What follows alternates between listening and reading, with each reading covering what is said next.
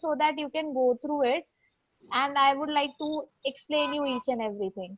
See, resume में जो आपका name आता है, ये चीजें बहुत ध्यान से सुनना, and please keep all of these things in your mind whenever you will prepare your resume.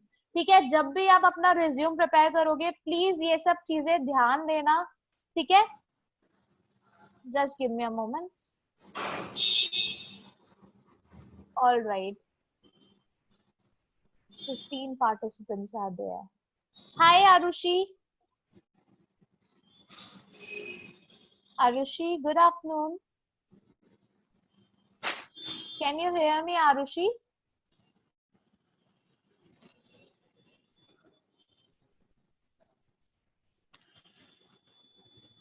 Okay. All right. Now I would like to share the format of it so that you can go through it. So resume में क्या होता है? Name सबसे center में आता है. ठीक है, हमेशा ध्यान रखना है रिज्यूम बनाते टाइम पे जो नेम आएगा वो सेंटर में आएगा और उसका जो फॉन्ट नंबर होगा, ठीक है, तो वो थोड़ा बड़ा रखते हैं एज कंपेयर टू बाकी जो आप मटेरियल लिखोगे वो क्या होगा, थोड़ा छोटा फॉन्ट नंबर होगा, लेकिन जो आप नेम सेंटर में लिखोगे उसका फॉन्ट नंबर क्या होगा, बड़ा होगा. Take an example that you are keeping font number of all of these things as 12.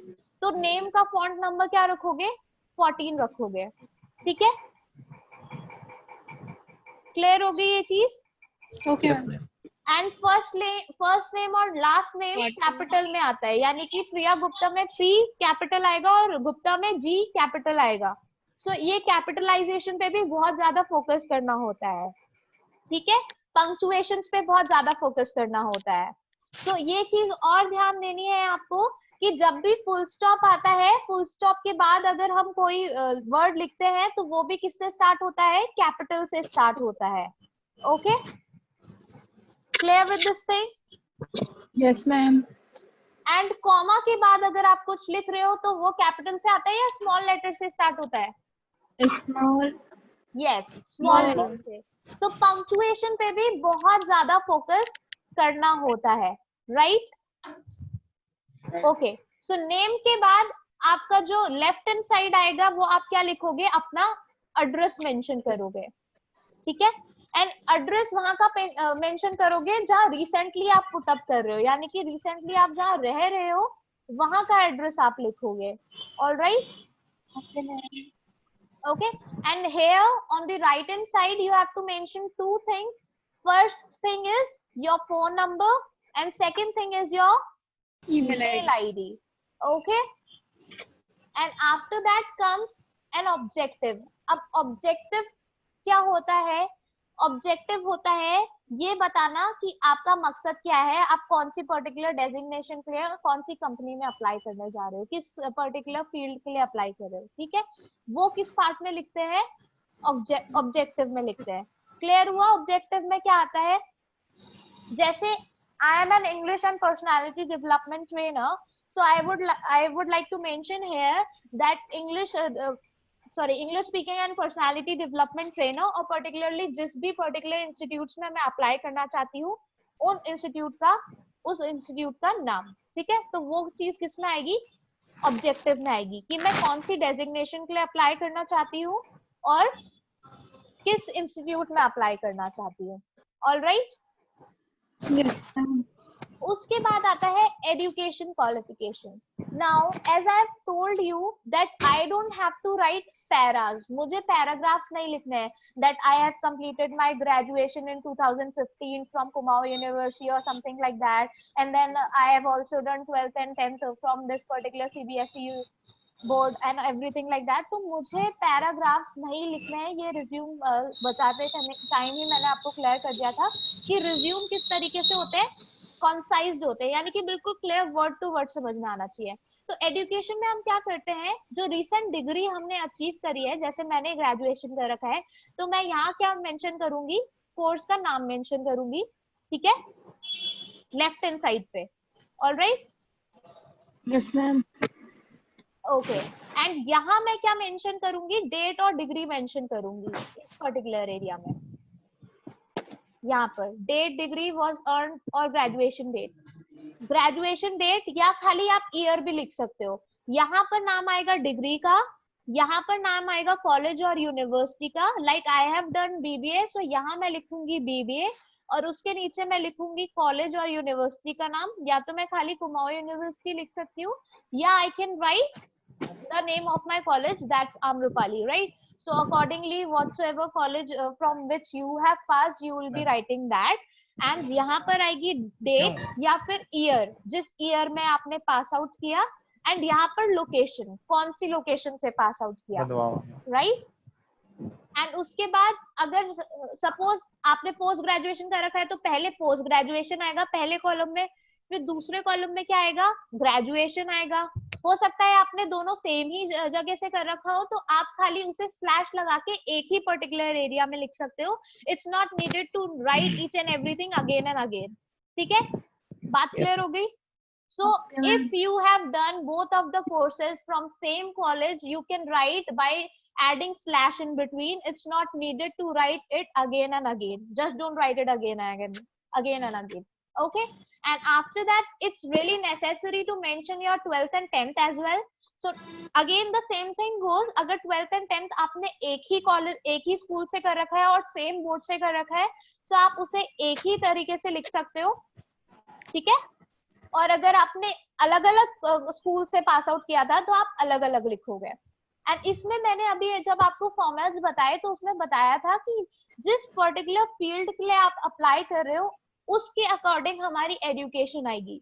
यानी कि जैसे मैंने अभी बोला कि यहाँ पर बीबीए आएगा, लेकिन उससे पहले मैंने आपको क्या बोला, मैं ट्रेनर हूँ और मैं किसी इंस्टीट्यूट में अप्लाई करने जा रही हूँ, तो क्या मैं सबसे पहले बीबीए वाली चीज लिखूंगी या जो मैंने अपना एजुकेशन क्वालिफिकेशन अपने करियर के अकॉर्डिंग कर रखा है वो मेंशन करूंगी? टेल मी, क्या मेंशन करूंगी सबसे पहले? Anyone? Bharti, Geeta, Rahul? Ma'am according to your career. Yes, according to my career. यानी कि मैं बीबीए सबसे पहले मेंशन नहीं करूंगी, मैंने जो सर्टिफिकेशन कोर्सेज कर रखे हैं मैं पहले वो मेंशन करूंगी।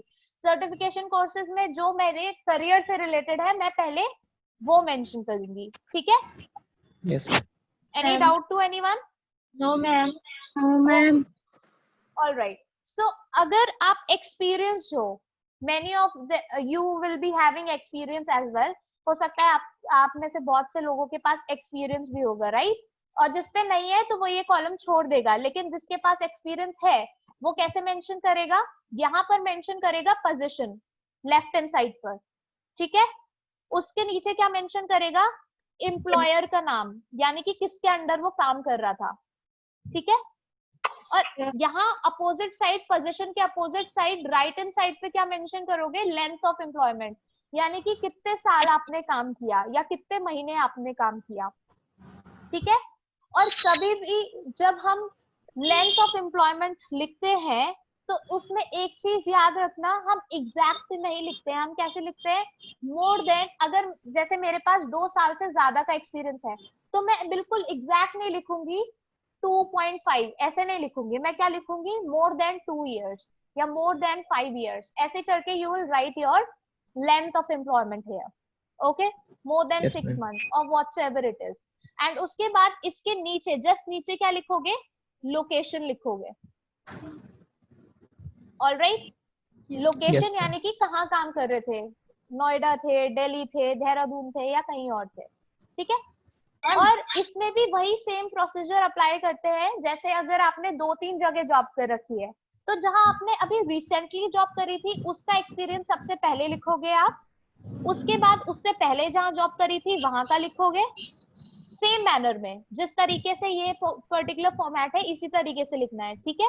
उसमें कोई चेंज नहीं आएगा, बट आपको क्रोनोलॉजिकल ऑर्डर मेंटेन रखना है। दैट मीन्स कि पहले जो रिसेंटली आपने जहाँ काम कर रखा है वो, उससे पहले जहाँ काम किया था फिर वो, उससे पहले अगर कहीं और किया था फिर वो। एक्सपीरियंसेस सारे मेंशन करने होते हैं। ठीक है? कैसा भी एक्सपीरियंस हो आपको मेंशन करना है। Whatever practical experience you have to mention it, you just don't have any other option. So please keep this thing in your mind कि कोई भी एक्सपीरियंस छूटे ना। क्योंकि प्रैक्टिकल एक्सपीरियंस का जो इम्पोर्टेंस है वो बहुत ज्यादा है आजकल के टाइम पे, उस चीज की वेटेज बहुत ज्यादा है। so that's why it's really necessary to mention all of them। ठीक है, अब पहली चीज क्या थी, एजुकेशन, फिर था एक्सपीरियंस, और उसके बाद आता है professional affiliations, honours and activities, यानी कि जो हमारी एक्स्ट्रा करिकुलम एक्टिविटीज होती है वो हम लिखते हैं। एक्स्ट्रा करिकुलम एक्टिविटीज यानी कि वॉलंटियर किया, वॉलंटियर यानी कि हमने किसी की ऐसे ही मदद की हो विदाउट टेकिंग पे ऑफ इट। जैसे बहुत से बार आपने देखा होगा कॉन्सर्ट्स वगैरह होते हैं, तो कॉन्सर्ट्स में बहुत से लोग वॉलंटियर करते हैं, यानी कि फ्री में काम करते हैं क्योंकि बस उनकी इच्छा थी। या बहुत सी बार आपने एनजीओ में देखा होगा कि बहुत से लोगों का दिल करता है कि मैं कुछ करूं एनजीओ के लिए, तो कोई अगर इवेंट चल रहा होता है तो वो वहां पर काम करते हैं विदाउट टेकिंग पे ऑफ इट, पैसे के लिए नहीं, खाली उनका मन है, वॉलंटियर यानी कि अपनी इच्छा से। तो उस चीज को क्या बोलते हैं, वॉलंटियरिंग। ठीक है, तो वॉलंटियरिंग जो करते हैं, अगर आपने कभी वॉलंटियर करा है, ठीक है, जैसे किसी ऐप लॉन्चिंग है कंपनी की, तो वो मॉल्स में आपने देखा होगा बहुत से बार रखते हैं इवेंट्स, बड़ा सा बैनर लगा होता है एंड वहाँ वो लोग ब्रोशर्स डिस्ट्रीब्यूट कर रहे होते हैं सबको। ठीक है, तो उसमें बहुत से लोग ऐसे होते हैं जिनको उसके लिए पे नहीं मिलता, खाली खाली उनका मन था काम करने का, और उन्हें पर्टिकुलर वो सर्टिफिकेट चाहिए था वॉलंटियरिंग का, तो इसलिए वो लोग वो करते हैं कोर्स। तो अगर आपने ऐसा कुछ कर रखा है, and there is one suggestion also, आप लोगों को ऐसा करना चाहिए फॉर प्रैक्टिकल इंफॉर्मेशन। ठीक है, अगर कहीं भी आपको ऐसा मौका मिलता है, if someone is asking you to volunteer, you should do that. ठीक है, उससे क्या होता है, प्रैक्टिकल एक्सपीरियंस बढ़ता है हमारा। और एक चीज और होती है, आपको सर्टिफिकेट मिलेगा, सेकंड चीज आपको रिज्यूम में वो चीज एड ऑन करने को मिल जाएगी। ठीक है, सो आप में से अगर कभी भी किसी को वॉलंटियरिंग का मौका मिले, तो please just not let it go, उसको ऐसे ही मत जाने देना, वॉलंटियर जरूर करना। ठीक है, यस। एंड लीडरशिप पोजीशंस, बहुत सी बार जैसे कॉलेज के जो इवेंट्स होते हैं उसमें हमें लीडर बनाया जाता है, जैसे डांस का कोरियोग्राफर या डांस लीडर होता है, स्पोर्ट्स का लीडर होता है। ऐसे ही अगर आप कभी किसी चीज के लीडर रहे हो कॉलेज वगैरह में, तो वो भी आप मेंशन कर सकते हो यहाँ पर।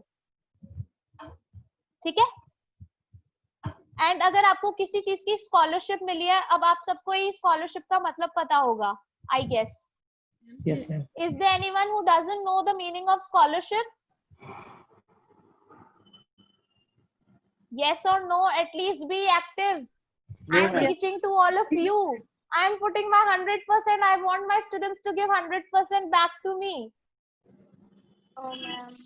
है ना? आप लोग Yes. तो सो गए लगता है। Yes, मैंने ma'am. बहुत बुरा पता है प्रेशर मैम। रख दिया है, मुझे लग नहीं रहा है। मैम। बहुत ही बोरिंग हो रहा है, मुझे लग रहा है ऐसा। नहीं मैम, आपके हो गए आपकी बातों में। Oh my God, मेरी बातों में ही खो गए। वाह, शायर। that's really great. मैम कुछ ज्यादा प्यारी बातें लग रही हैं आपकी। इतनी प्यारी बातें, oh my God, मीठी मीठी बातें। Yes, ma'am. मीठी मीठी बातों में इतना मत खो जाना कि कुछ याद ही ना रहे कि क्या पढ़ाया था। तो ये पढ़ा इसलिए रही हूँ जिससे फोकस करो उन सब चीजों पे। नहीं मैम, Because- टेंशन मतलब रिकॉर्डिंग चल रही है, आराम से सुन लेंगे बाद में। तो अभी क्या बैठ के आप कर रहे हो, रिकॉर्डिंग ही सुननी है आपको बाद मैम में अभी तो लिख फिर भी रही हूँ साथ साथ। Okay, that's really great and it's for everyone. अगर आपको कुछ भी ऐसा इंपॉर्टेंट पॉइंट लग रहा है तो वो नोट कर लो, सो दैट बाद में जब रिज्यूम प्रिपेयर करोगे तो वो सब पॉइंट्स नोट होंगे आपके पास। Okay, Yes. Alright. So professional affiliations, honours and activities clear हो गया कि आप इसमें क्या क्या मेंशन करोगे। Yes, ma'am. Okay, now special skills और इंटरेस्ट, इसमें आपका आता है हॉबीज, या आपने कुछ लैंग्वेज का कोर्स कर रखा है, जैसे कि आजकल लोग जापानीज सीख रहे हैं, फ्रेंच सीख रहे हैं, अलग अलग लैंग्वेजेस सीख रहे हैं। तो अगर आपने ऐसा कुछ कोर्स कर रखा है जो एक्स्ट्रा है लेकिन आपके लिए स्किलफुल था, बहुत ज्यादा इंटरेस्टिंग था, तो वो भी आप यहाँ मेंशन कर सकते हो। ठीक है, या आपने व्हाट यू कॉल, आजकल बहुत से टेक्निकल चीजें हो रही है जो लोग सीखते हैं, बहुत से कोर्सेज करते हैं, सर्टिफिकेशन कोर्सेज, जैसे नेटवर्किंग के बहुत सारे कोर्सेज होते हैं, टेली होता है। अगर आपने ऐसा कुछ सीख रखा है, या जावा होता है, जावा लैंग्वेज बहुत से लोग आजकल सीखते हैं, अगर ऐसा आपने कुछ भी कर रखा है एडिशनल जो है, तो वो कहाँ आप लिखते हो, स्पेशल स्किल और इंटरेस्ट में लिखते हो।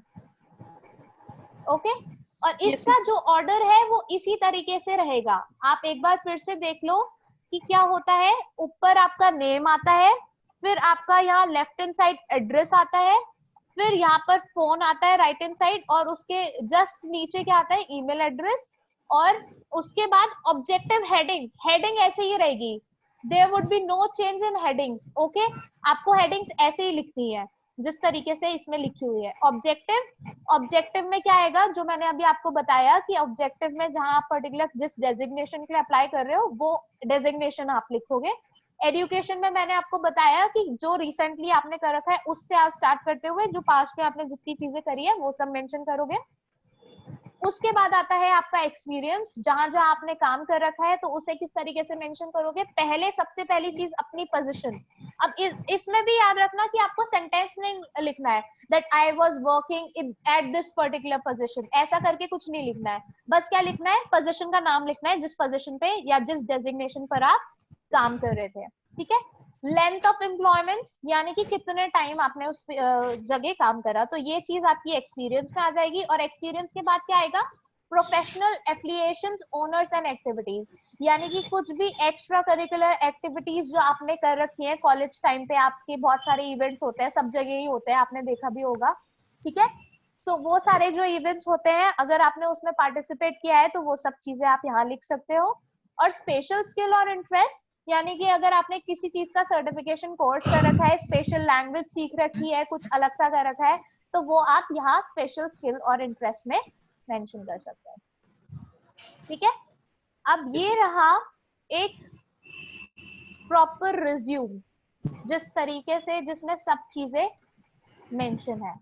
ठीक है, पहले क्या आएगा, यहाँ नाम आएगा आपका, और नाम के साथ आपको क्या लिखना है, जॉब सीकर जरूर लिखना है। जॉब सीकर का मतलब क्या होता है, anyone knows the meaning of job Sikar?